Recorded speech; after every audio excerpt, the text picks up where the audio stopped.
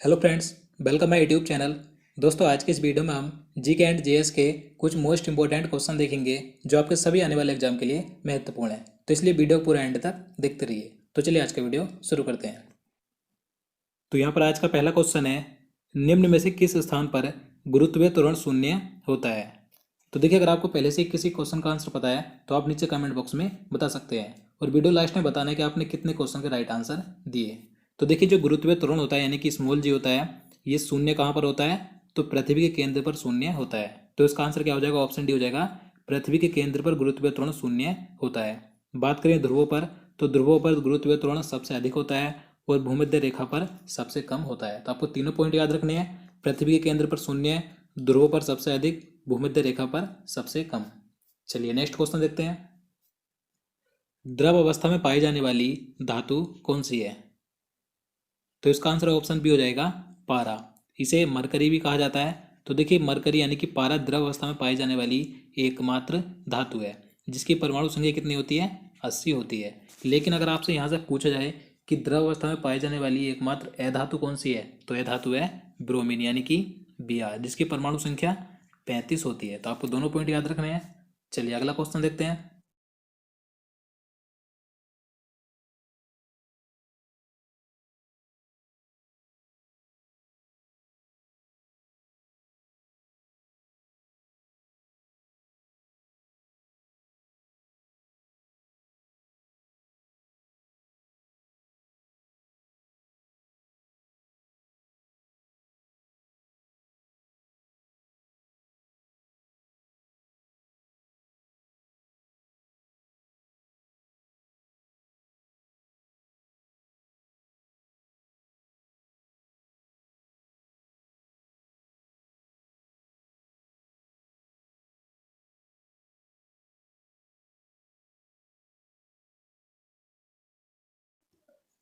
सिंधु जल समझौता कब हुआ था।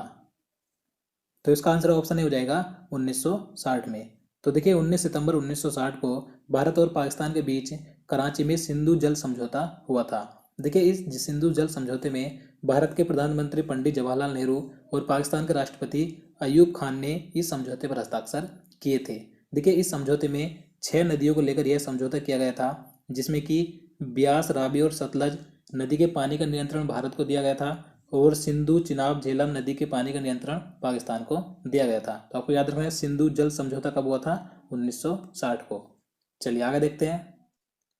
पृथ्वी का विषुवतीय व्यास कितने किलोमीटर होता है। तो देखिए, पृथ्वी का विषुवतीय व्यास कितना है, तो इसका आंसर ऑप्शन बी हो जाएगा, 12,756 किलोमीटर। लेकिन अगर हम बात करेंगे पृथ्वी का ध्रुवीय व्यास कितना है, तो ध्रुवीय व्यास है 12,714 किलोमीटर। तो आपको दोनों याद रखने हैं, विषुवतीय व्यास 12,756 किलोमीटर और ध्रुवीय व्यास 12,714 किलोमीटर। चलिए आगे देखते हैं। भारत और चीन के बीच की सीमा रेखा को क्या कहा जाता है। तो देखिए, महत्वपूर्ण प्रश्न है। जो भारत और चीन के बीच सीमा रेखा है उसे क्या कहा जाता है, मैकमोहन रेखा। तो इसका आंसर ऑप्शन हो जाएगा मैकमोहन रेखा, याद रखना है। देखिए, यह सीमा रेखा 1914 में अस्तित्व में आई थी और 1937 में सर्वे ऑफ इंडिया के मानचित्र में इस सीमा रेखा को आधिकारिक भारतीय सीमा रेखा के रूप में प्रदर्शित किया था। और देखिए, इस सीमा रेखा का नाम सर हेनरी मैकमोहन के नाम पर रखा गया था, जो कि भारत की तत्कालीन अंग्रेजी सरकार के विदेश सचिव थे, याद रखना है। और यहाँ पर हम बात करें डूरंड रेखा की, तो देखिए, डूरंड रेखा किसके मध्य है, तो यह अफगानिस्तान और पाकिस्तान के बीच की सीमा रेखा है। और रेड क्लिफ रेखा ये भारत और पाकिस्तान के बीच की सीमा रेखा है। और मैगीनाट रेखा फ्रांस और जर्मनी के बीच की अंतर्राष्ट्रीय सीमा रेखा है, याद रखना है। और क्वेश्चन नंबर 7 है, उत्तर भारत और दक्षिण भारत को कौन सी पर्वत श्रृंखला पृथक करती है।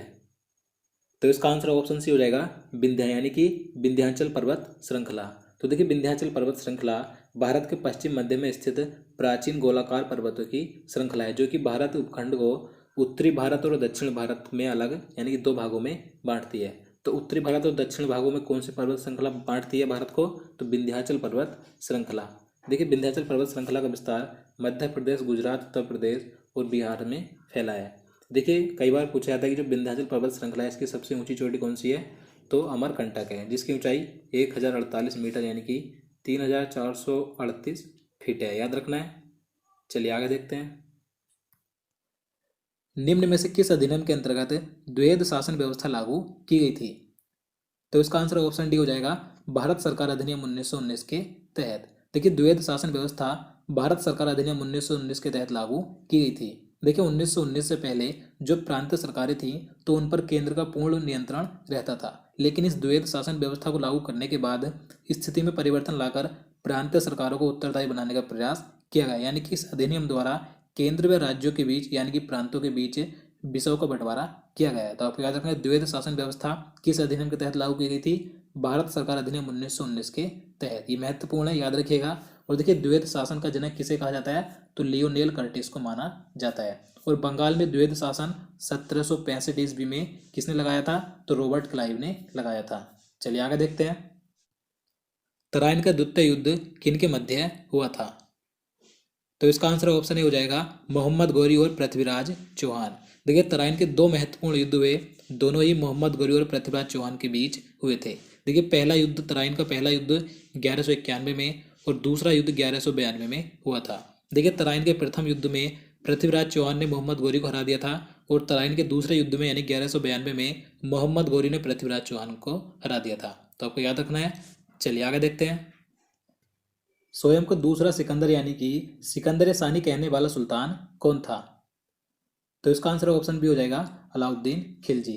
तो देखिए अलाउद्दीन खिलजी दिल्ली सल्तनत के खिलजी वंश का दूसरा शासक था, जिसने स्वयं को दूसरा सिकंदर यानी कि सिकंदर सानी की उपाधि दी थी। तो आपको याद रखना है सिकंदर सानी यानी कि दूसरे सिकंदर की उपाधि किसने दी थी स्वयं को? तो अलाउद्दीन खिलजी ने दी थी। देखिए सिकंदर सानी का अर्थ क्या होता है? दूसरा अलेक्जेंडर, यानी कि जो सिकंदर था उसे अलेक्जेंडर कहा जाता था। याद रखना है। चलिए आगे देखते हैं। भारत की किस नदी का अंतर्देश से जल निकास है? तो देखिए इस क्वेश्चन में बताना है कि भारत की एकमात्र कौन सी नदी है जो कि जमीन के अंदर समाहित होती है, यानी कि जमीन के अंदर बहती हुई विलुप्त हो जाती है। तो इसका आंसर ऑप्शन डी हो जाएगा लूनी नदी। याद रखना है। देखिए लूनी नदी के बारे में आपको बता दूं, यह नदी अरावली पर्वत के निकट राजस्थान के अजमेर जिले के नाग पहाड़ियों से उत्पन्न होती है, जो कि राजस्थान के दक्षिण पश्चिमी क्षेत्र नागौर, जोधपुर, पाली, बाड़मेर, जालौरी जिलों में बहती हुई गुजरात के कच्छ जिले में प्रवेश करती है और कच्छ जिले के रण में जाकर विलुप्त हो जाती है। तो भारत की एकमात्र नदी है जमीन के अंदर विलुप्त होती है, उसका नाम है लूनी नदी। देखिए इसकी कुल लंबाई 495 किलोमीटर है। याद रखना है। चलिए आगे देखते हैं। तो अगला क्वेश्चन है झूम कृषि का संबंध किससे है? तो इसका आंसर ऑप्शन भी हो जाएगा स्थानांतरित कृषि। तो देखिए जो झूम कृषि होती है ये स्थानांतरित कृषि होती है, यानी कि उष्ण कटिबंधीय क्षेत्रों में वनस्पति को काटकर उनको जलाकर जो कृषि की जाती है उसे झूम कृषि कहा जाता है। यह स्थानांतरित कृषि होती है। यह ज़्यादातर मिजोरम, मणिपुर और नागालैंड राज्यों में की जाती है। याद रखना है। चलिए आगे देखते हैं। संविधान के किस संशोधन के द्वारा मताधिकार की आयु 21 वर्ष से घटाकर 18 वर्ष की गई थी? तो देखिए महत्वपूर्ण प्रश्न है। तो इसका आंसर ऑप्शन सी हो जाएगा 61वें संविधान संशोधन के द्वारा। तो देखिए पहले जो वोट देने की आयु थी यानी कि मताधिकार की आयु थी 21 वर्ष थी, लेकिन 61वें संविधान संशोधन के द्वारा 1989 में इसे घटाकर 21 वर्ष से घटाकर 18 वर्ष किया गया था। तो आपको याद रखना है। और देखिए साथ ही जो संविधान संशोधन है किस अनुच्छेद के तहत किया जाता है, ये भी कई बार एग्जाम में पूछा जाता है। तो अनुच्छेद 368 के तहत संविधान संशोधन किया जाता है। चलिए आगे देखते हैं। लार की प्रकृति कैसी होती है? तो देखिए जो मनुष्य के मुख में लार होती है इसकी प्रकृति कैसी होती है? तो ये अम्लीय होती है। तो इसका आंसर ऑप्शन ए हो जाएगा अम्लीय होती है। अब देखिए इसकी पीएच वैल्यू कितनी होती है? तो इसका पीएच मान होता है 6.5 से 7.5 के बीच। और देखिए कई बार पूछा जाता है कि लार में कौन सा एंजाइम पाया जाता है? तो लार में टाइलिन नामक एंजाइम पाया जाता है। तो आपको ये जरूर याद रखना है। चलिए आगे देखते हैं। योजना आयोग की स्थापना कब की गई थी? तो इसका आंसर ऑप्शन ए हो जाएगा 1950 में। तो देखिए 15 मार्च 1950 में योजना आयोग की स्थापना की गई थी। देखिए योजना आयोग एक गैर संवैधानिक निकाय था, यानी कि इसका संविधान में कोई भी उल्लेख नहीं था, इसलिए 13 अगस्त सन 2014 को इसे समाप्त कर दिया गया। योजना आयोग के स्थान पर नीति आयोग का गठन किया गया। नीति आयोग का गठन 1 जनवरी 2015 को किया गया था। तो आपको याद रखना है। देखिए नीति आयोग का अध्यक्ष कौन होता है? तो प्रधानमंत्री ही नीति आयोग के अध्यक्ष होते हैं। तो देखिए योजना आयोग के स्थान पर क्या लाया गया? नीति आयोग का गठन किया गया था। चलिए आगे देखते हैं। राज्यसभा और लोकसभा की संयुक्त बैठक की अध्यक्षता कौन करता है? अब देखिए ये क्वेश्चन मैं आपको पहले भी करवा चुका हूँ, तो आप इसका आंसर नीचे कमेंट बॉक्स में बताइएगा। तो इसका राइट आंसर क्या हो जाएगा? ऑप्शन बी हो जाएगा, लोकसभा अध्यक्ष। तो देखिए विवाद होने की स्थिति में अनुच्छेद 108 के अनुसार राष्ट्रपति संयुक्त बैठक बुलाता है, लेकिन अध्यक्षता कौन करता है? तो लोकसभा अध्यक्ष इसकी अध्यक्षता करता है। तो आपको याद रखना है, बुलाता कौन है? राष्ट्रपति, और अध्यक्षता करता है लोकसभा अध्यक्ष। अब आपको यहाँ से एक पॉइंट याद रखना है कि धन विधेयक तथा संविधान संशोधन विधेयक के मामले में संयुक्त बैठक नहीं बुलाई जाती, याद रखना है। चलिए आगे देखते हैं। मुस्लिम लीग ने भारत विभाजन की मांग सर्वप्रथम कब की थी? तो इसका आंसर ऑप्शन ए हो जाएगा 1940 में। तो देखिए 1940 में कांग्रेस के लाहौर अधिवेशन में मुस्लिम लीग ने भारत विभाजन की मांग की थी। अब देखिए 1940 में जो कांग्रेस का लाहौर अधिवेशन हुआ था, तो इसकी अध्यक्षता किसने की थी? तो मोहम्मद अली जिन्ना ने इसकी अध्यक्षता की थी। देखिए मुस्लिम लीग का गठन कब हुआ था? तो 30 दिसंबर 1906 को मुस्लिम लीग का गठन हुआ था। कहाँ पर हुआ था? ढाका, बांग्लादेश में। चलिए अगला क्वेश्चन देखते हैं। गांधी जी ने किस आंदोलन को चोरा चोरी कांड के बाद वापस ले लिया था? तो इसका आंसर ऑप्शन सी हो जाएगा, असहयोग आंदोलन को। तो देखिए महात्मा गांधी जी ने 1 अगस्त 1920 को असहयोग आंदोलन की शुरुआत की थी, लेकिन 5 फरवरी 1922 को गोरखपुर जिले के चोरा चोरी नामक स्थान पर पुलिस स्टेशन में आग लगा दी गई थी। तो इससे दुखी होकर महात्मा गांधी जी ने असहयोग आंदोलन को वापस ले लिया था। तो आपको याद रखना है, असहयोग आंदोलन की शुरुआत गांधी जी ने कब की थी? 1 अगस्त 1920 को, और वापस कब लिया था? 5 फरवरी 1922 को। चलिए आगे देखते हैं। ब्रह्म समाज की स्थापना किसने की थी? तो देखिए ये क्वेश्चन कई बार पूछा जाता है कि ब्रह्म समाज की स्थापना किसने की थी। तो इसका आंसर ऑप्शन ए हो जाएगा, राजा राम मोहन राय ने। तो देखिए राजा राम मोहन राय ने 1828 में ब्रह्म समाज की स्थापना की थी। और देखिए राजा राम मोहन राय को भारतीय पुनर्जागरण का अग्रदूत और आधुनिक भारत का जनक कहा जाता है। देखिए बात करें दयानंद सरस्वती जी की, तो देखिए इन्होंने 1875 में आर्य समाज की स्थापना की थी। और देखिए स्वामी विवेकानंद ने क्या किया था? तो इन्होंने 1897 में रामकृष्ण मिशन की स्थापना की थी। तो आपको याद रखना है। चलिए आगे देखते हैं।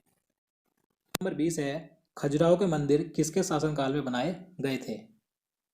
तो इसका आंसर ऑप्शन सी हो जाएगा, चंदेल।